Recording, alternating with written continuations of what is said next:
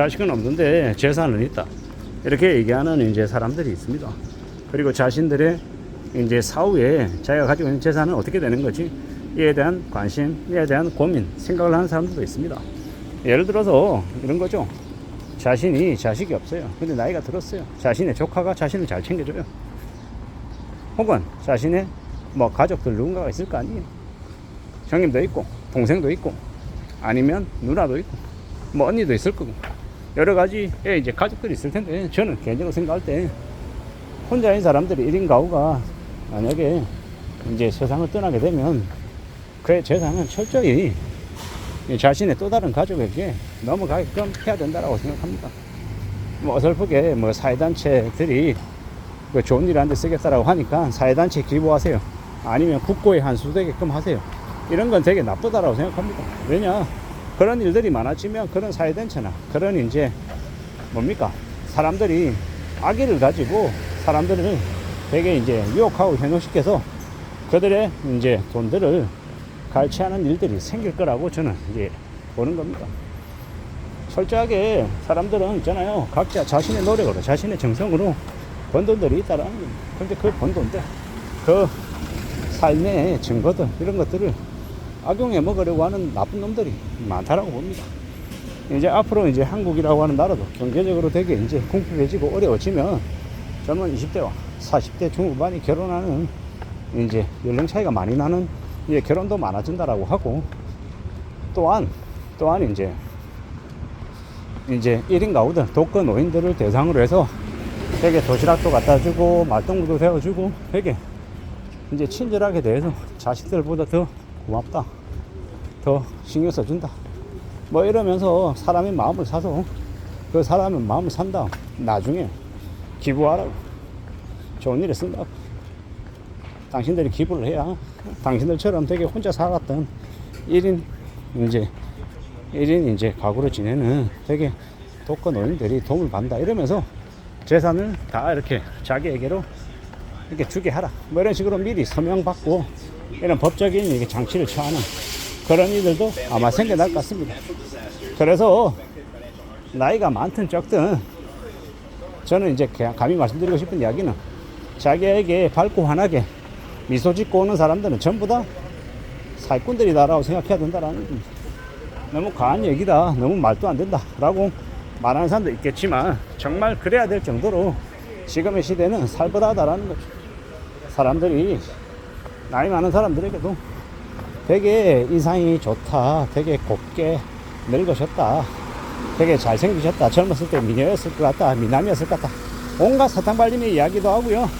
되게 싸구려 커피도 갖다 주고 도시락도 챙겨주고 소소한 선물도 챙겨주고 이러면은 세상에 그보다 좋은 사람이 없는 것 같죠. 근데 냉정하게 생각해야 됩니다. 잘 따져봐야 됩니다.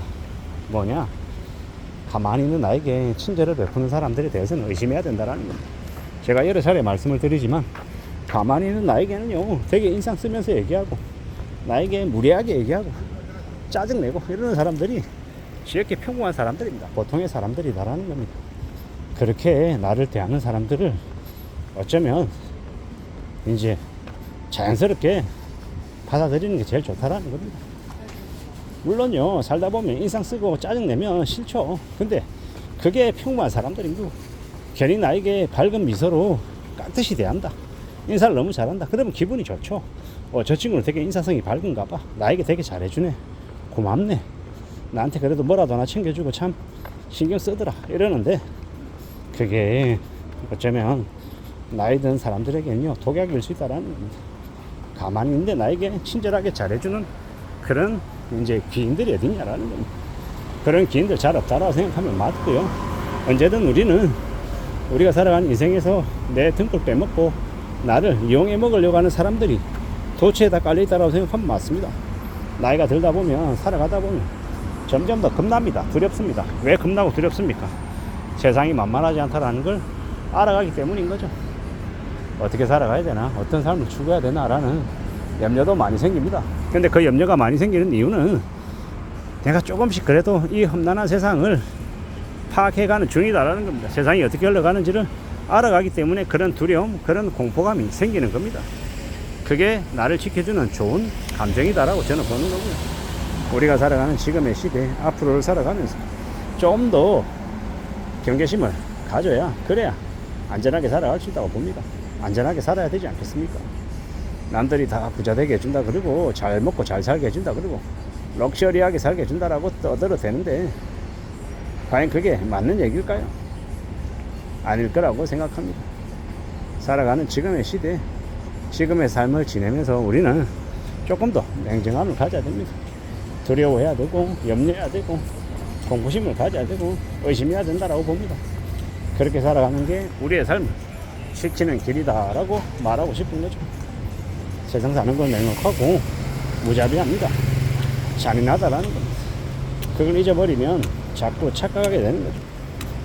괜찮은 것처럼, 나아질 것처럼, 별일 아닌 것처럼 이야기하는 사람들도 있는데 경계해야죠. 조심해야죠. 세상이 그냥 되는 거 없습니다. 그리고요,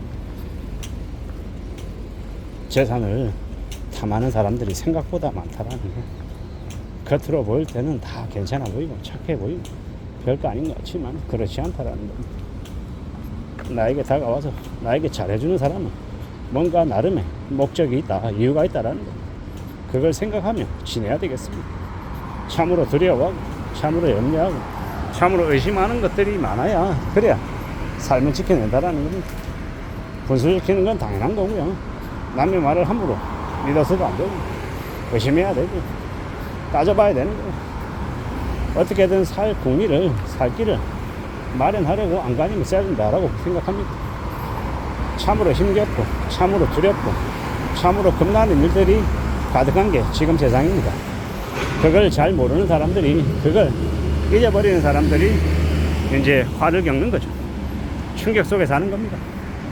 자기는 잘났고 남들은 다 바보 등신처럼 보이는 그런 경우가 가끔씩은 있습니다. 근데 착각하면 안 됩니다.